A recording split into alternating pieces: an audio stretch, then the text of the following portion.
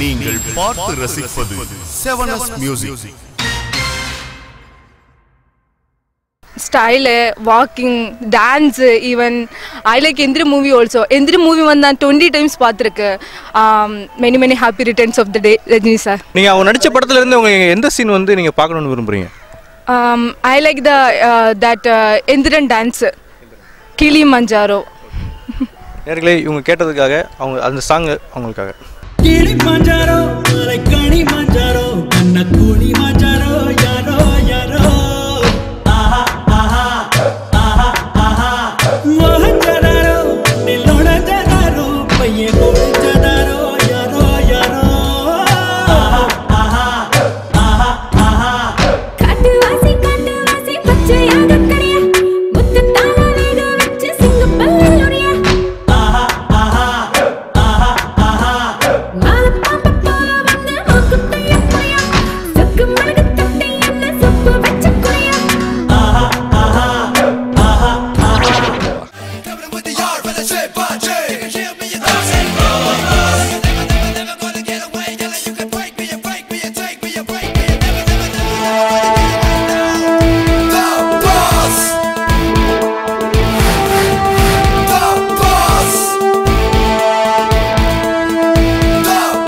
Annamalai release ஆகி சரியா 20 வருஷம், பாஷா ரிலீஸ் ஆகி 18 வருஷம்.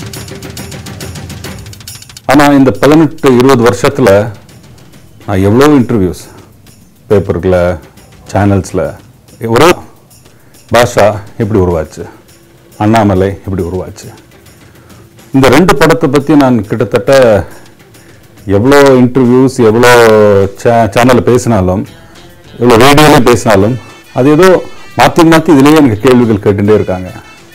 நானும் சரி இதே சொல்லிட்டு இருக்கிறத, தட் மீன்ஸ் ஆடியன்ஸில் இதை பற்றி நான் பேசும்போது ஒரு இன்ட்ரெஸ்ட் இருக்குது, இதை பற்றி அவங்க நிறைய தெரிஞ்சுக்க விருப்பப்படுறாங்கிற தாட் ப்ராசஸில் ஃபைனலாக என்னோட ரொம்ப தெரிஞ்சவங்கிற ஹிந்துவில் ஜேர்னலிஸ்டாக இருக்கிற மாலதி ரங்கராஜனை நான் சந்தித்தேன். அவங்க ஆக்சுவலாக நான் இருக்கிற மகாலிங்க பக்கத்து வீட்டில் அவங்க இருந்தாங்க. ஸோ இந்த மாதிரி நிறைய இன்டர்வியூஸ் வந்துட்டே இருக்குது, இந்த மாதிரி பேசிகிட்டே இருக்காங்க. இது வந்து ஒரு புக்காக பண்ண என்ன ஒரு கம்பைல் பண்ணி the making of Annamalai, Veera, Baasha, the hat trick film, என்னோட ஒரு டைரக்டர்ஸ் பாயிண்ட் ஆஃப் வியூவாக ஒரு புக்காக எழுதினா என்ன அப்படின்னு ஒரு தாட் அவங்கள வச்சதும் இது ரொம்ப நல்ல ஐடியா சுரேஷ். பட் இது பப்ளிஷ் பண்ணுவாங்களா, இந்த மாதிரி புக்ஸ் இது வரைக்கும் வந்ததே இல்லையே, என்ன இதுக்கு பிளான் சொல்லிவிட்டு அவங்க எனக்கு அந்த வெஸ்ட்லேண்ட் புக்கில் அவங்க நல்லா தெரியும் மிஸ்டர் கௌதம், நான் ஒரு பேசி பார்க்குறேன்னு சொல்லி எனக்கு ஒரு மீட்டிங் அரேஞ்ச் பண்ணாங்க. இந்த தாட் சொன்னோன்னா, சார் இது வந்து ஃபர்ஸ்ட் ஆஃப் இட்ஸ் கைண்ட், ஏன்னா மேக்கிங் ஆஃப் தி ஃபிலிம்ஸ் வந்து அப்பப்போ டைரக்டர்ஸ் பல இதில் பிளாட்ஃபார்மில் பேசியிருக்காங்க, பட் ஒரு புக்காக இது வரைக்கும் வந்ததில்லை.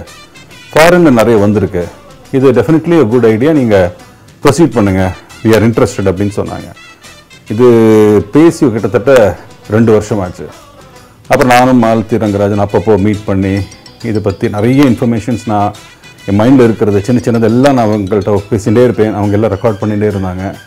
அப்புறம் அது பேக் அண்ட் ஃபோர்த் ஒரு எக்ஸ்சேஞ்ச், அவங்க புக் ஃபார்மில் எழுதுவாங்க, அதை நான் மறுபடியும் அதுக்கு என்னோடய இன்ட்ராக்ஷன்ஸ் பண்ணி ஒரு கிட்டத்தட்ட ஒரு 2 இயர்ஸாக இதை வந்து நாங்கள் பேசி ஃபைனலாக இந்த புக் ஷேப்பை வந்து எல்லாம் ஒரு என்ன சொல்ல, எனக்கே ஒரு ஷாக் என்னென்னா, இவ்வளோ வருஷமாக நான் எதுவுமே மறக்கவே இல்லை.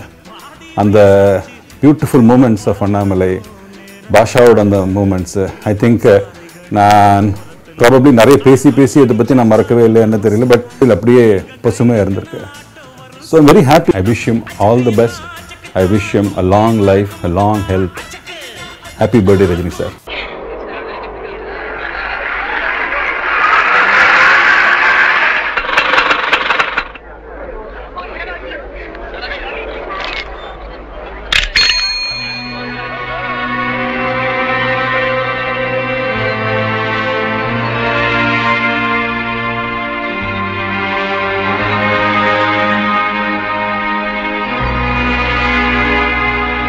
ஆட்டோ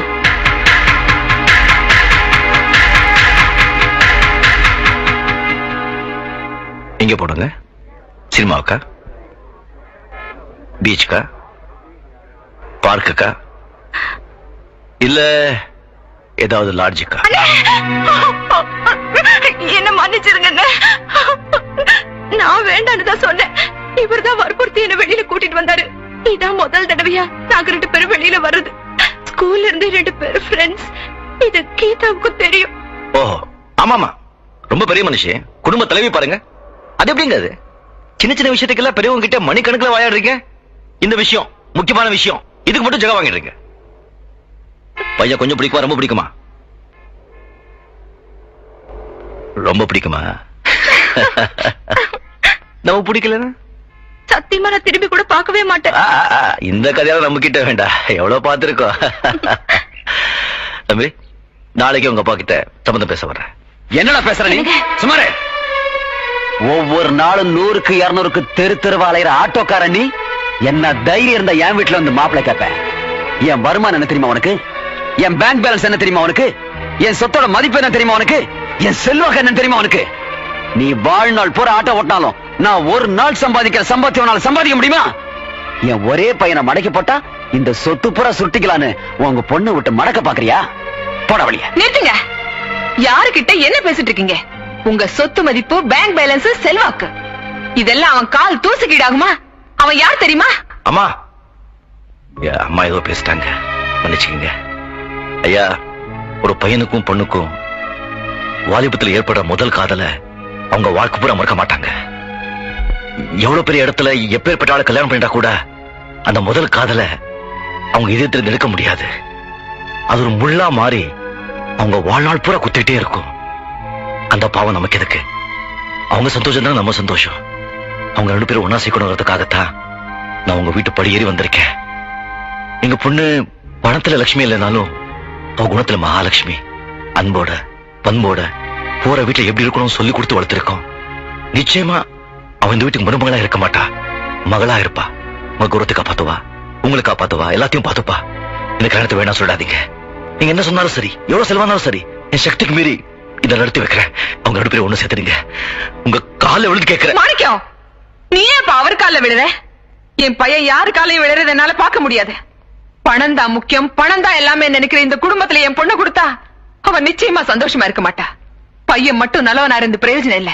மாமனார் மாமியார் அந்த குடும்பமே நல்லா இருந்தாதான் அந்த வீட்டுக்கு வர பொண்ணு நிம்மதியா இருக்க முடியும். இந்த வீட்டுல என் பொண்ணு நிம்மதியா இருப்பாங்கிற நம்பிக்கை எனக்கு இல்ல. இந்த சம்பந்தம் நமக்கு வேண்டாமா? அவசரப்படாதீங்க. இந்த பாருங்க, இது என் மானம் மரியாதை பிரச்சனை இல்ல, கவிதாவோட வாழ்க்கை பிரச்சனை. அவ ஆசைப்பட்ட பயிருக்கு அவளை கட்டி கொடுக்குது பெரியவங்களான நம்மளோட கடமை. அதுக்காக என்ன வேணும் செய்யலாம். அதுக்காக யார் காலையும் விழ வேண்டிய அவசியம் இல்ல. என் கண்ணு எனக்காக யார் காலையும் விழுறது என்னால தாங்கிக்க முடியாது. இதெல்லாம் ஒரு கனவா நினைச்சு நான் மறந்துட்டு போறேன். காலம் பூராவும் உங்க தங்கச்சிக்கிற பெருமையிலேயே வாழ்ந்துட்டு போறேன். வாங்கட போலாம். நான் வரேன் சார். கொஞ்ச நாளுப்பா. ஏழைங்க என்ன பணத்துக்காக எது வேணாலும் செய்வாங்கன்னு நினைச்சிட்டு இருந்தேன். அவங்களுக்கு பணத்தை விட குடும்ப மானம் தான் பெருசுன்னு இன்னைக்குதான் தெரிஞ்சுக்கிட்டேன். பையனை விட்டு கொடுக்காத அம்மா, அண்ணனை விட்டு கொடுக்காத தங்கச்சி, தங்கச்சிக்காக தன் மானத்தை கூட இழக்க துணிஞ்ச அண்ணன், இந்த மாதிரி குடும்பத்துல இருந்து பொண்ணு எடுக்க நான் ரொம்ப கொடுத்து வச்சிருக்கணும். டேய், ஒத்துக்கிட்டா? இன்னையில இருந்து உங்க பொண்ணு என் மருமக இல்ல இல்ல மக. அடுத்த முகூர்த்தத்திலே கல்யாணம். ரொம்ப சந்தோஷம்.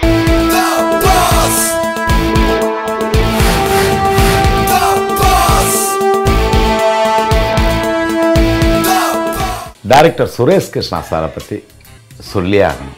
ஏன்னா இது போல சந்தர்ப்பத்திலையும் நான் தேங்க்ஸ் சொல்லி ஆகணும். எனக்கு ரொம்ப, அதாவது என் லைஃப்ல நிறைய சேஞ்ச், ஒரு திருப்பு முனைகள்லாம் கொடுத்த டைரக்டர் சொன்னா சுரேஷ் கிருஷ்ணா. வீரா 2 பொண்டாட்டி சப்ஜெக்ட், ரோஜா மீனா, அப்படி ஒரு காமெடியான ஒரு படம். நான் ஒரு படம் ரஜினி சார் படம் விட மாட்டேன். பாட்ஷா ஒரு தடவை சொன்னா 100 தடவை சொல்ற மாதிரி. இது ஒரு டைலாக் படத்துல 4 தடவை தான் சார் வரும். ஆனால் படத்தை பார்த்தா ஒரு 4வது டைலாக் கேட்ட ஒரு ஃபீல் இருக்கும். அதாவது நான் சொல்றேன், நிறைய பேர் பஞ்ச டைலாக் பேசுறாங்க, நல்லா பேசுறாங்க, எல்லாம் ஓகே. வில்லுனா ராமர், சொல்லுனா ரஜினி. ஏன்னா இவர் பஞ்சு டைலாக் எல்லாமே ரொம்ப சாதாரணமா இருக்கும். அதனாலதான் உலக லெவல்ல அது பாப்புலர் ஆகுது. அதுவும் சொல்றது யாருன்னு ஒரு விஷயம் இருக்கு. அந்த ஒரு பஞ்சு டைலாக் பேசுறதுக்கு முக்கியமான ஒரு விஷயம் அனுபவம். இவ்வளவு ஒரு 25 வருஷம் கடந்து வந்து அதுக்கப்புறம் பல கஷ்டங்கள் எல்லாம் வந்து அதுக்கப்புறம் சூப்பர் ஸ்டார் ஆகுது. அதனால்தான் பஞ்சு டைலாக் மட்டும் அப்படி ரீச் ஆகுறது. கப்பல் பாரு, கப்பல் பெருசா இருக்கும். கப்பலுக்கு மேல அந்த டோரா பாய்மரம் அதை விட சின்னதா இருக்கும். அதுக்கு கீழே ஒரு பாட்டி. இந்த கான்செப்ட்ல நான் ஒரு பாட்டு பாடுறேன். ஏ கப்பல் பாரு கப்பல் பாரு கப்பல் மேல டோரா பாரு டோரா கீழே ஆயா பாரு ஆயா கையில குழந்தை பாரு குழந்தை கையில கிளிய பாரு கிளி வாயில பழத்தை பாரு பழத்துக்குள்ள புழுவ பாரு புழு நெத்தியில பொட்ட பாரு. வரா சார் கவியரசு வைரமுத்து இந்த டியூனை பாடுனேன். அவர் 5 நிமிஷத்துல ஆட்டோக்காரன் நாளும் தெரிஞ்ச அடிச்சு தூள் பண்ணாராங்க. அவ்வளவுதான் சார் முகத்தில் அப்படியே சுரேஷ் கிருஷ்ணா சார் நான் எல்லாருக்கும் ஒரு பெரிய பாட்டு ஒரு வெற்றி ஒரு அற்புதமான ஒரு ஹிட் சாங் கிடைச்சி போச்சு அப்படின்னு சொல்லி அது அந்த பாட்டு ரெக்கார்டிங் பண்ணி எனக்கு ஒரு நல்ல நேம் சார். இன்னும் அதான் சொன்ன மாதிரி இன்னும் என்னுடைய ப்ரோக்ராமில் த ஃபர்ஸ்ட் சாங் இந்த பாட்டை தான் நாங்கள் பாடுறோம். நான் ஆட்டோக்காரன் தெரிஞ்ச ரூட்டுக்காரன் நியாயம் உள்ள ரேட்டுக்காரன் நல்லவங்க கூட்டுக்காரன் நல்லா பாடும் பாட்டுக்காரன் காந்தி பிறந்த நாட்டுக்காரன் கம்பெடுத்தா வேட்டக்காரன் எளியவங்க உறவுக்காரன் இறக்கமுள்ள மனசுக்காரன்டா நான் ஏழைக்கெல்லாம் சொந்தக்காரன்டா நான் எப்பொழுதும் ஏழைக்கெல்லாம் சொந்தக்காரன்டா. அட அச்சுக்கு இன்னா அச்சுக்குதா குமுக்கு இன்னா குமுக்குதா ஆட்டோக்காரன் தெரிஞ்ச ரூட்டுக்காரன் நியாயம் உள்ள ரேட்டுக்காரன்.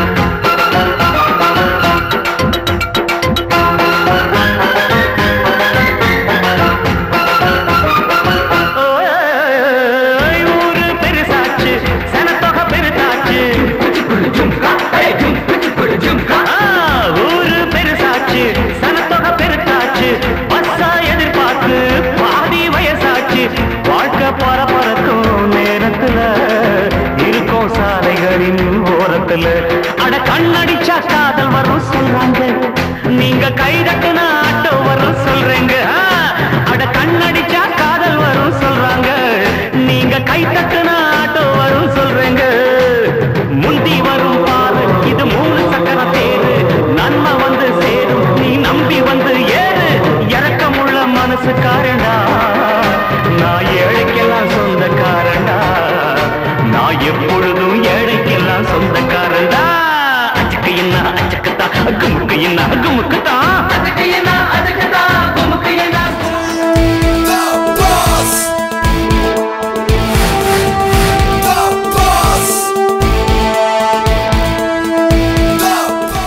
இயக்குனர் சுரேஷ் கிருஷ்ணா அவர்களை பற்றி சொல்வதற்கு நான் மிகவும் சந்தோஷப்படுகிறேன் பெருமைப்படுகிறேன்.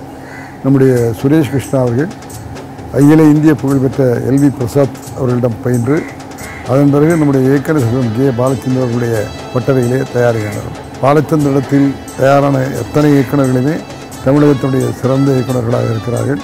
உங்களுக்கு தெரியும் பாலச்சந்திர கையாலே கொட்டுப்பட்டால் அவர்கள் நிச்சயமாக சிறந்தவர்களாக இருப்பார்கள். அதற்கு சாட்சி சூப்பர் ஸ்டார் ரஜினிகாந்த் அவர்களும் உலகநாயகன் கமலஹாசன் அவர்களும். அதே போல இயக்குனர் வசதியிலே சுரேஷ் கிருஷ்ணா அவர்கள் முக்கிய இடத்தை பிடித்தார்கள். அவர் இயக்கிய அண்ணாமலை வீரா பாஷா ஆகிய 3 படங்களுமே மிகச்சிறந்த படங்களாக அமைந்தன. அண்ணாமலை ஒரு நண்பருடைய பற்றிய கதை, வீரா ஒருவன் 2 மனைவிகளை திருமணம் செய்து கொண்டு வருகிற கஷ்டத்தை பற்றிய கதை, பாஷா ஒரு தாதாவை பற்றிய கதை. ஆகவே 3 விதமான கதைகளையும் சுரேஷ் கிருஷ்ணா அவர்கள் 3 விதமாக இயக்கியிருப்பார்கள். அவரை பற்றி சொல்ல வேண்டுமானால் தொழிலை பொறுத்தளவு மிகவும் சிரத்தையோடும் செய்யக்கூடிய இயக்குனர், திட்டமிட்டு செய்யக்கூடிய இயக்குனர். இன்றைக்கு தமிழகத்தில் இருக்கிற நல்ல இயக்குநர்கள் என்ற வரிசையிலே சுரேஷ் கிருஷ்ணாவுக்கு நிச்சயமாக பெயர் உண்டு. ஆகவே அப்படிப்பட்ட சுரேஷ் கிருஷ்ணா அவர்களோடும் ரஜினி சாரோடும் நானும் பணியாற்றி இருக்கிறேன், தொடர்ந்து அவர்களோடு இருந்திருக்கிறேன் என்று நினைக்கும் போது எனக்கு மகிழ்ச்சியாக இருக்கிறது.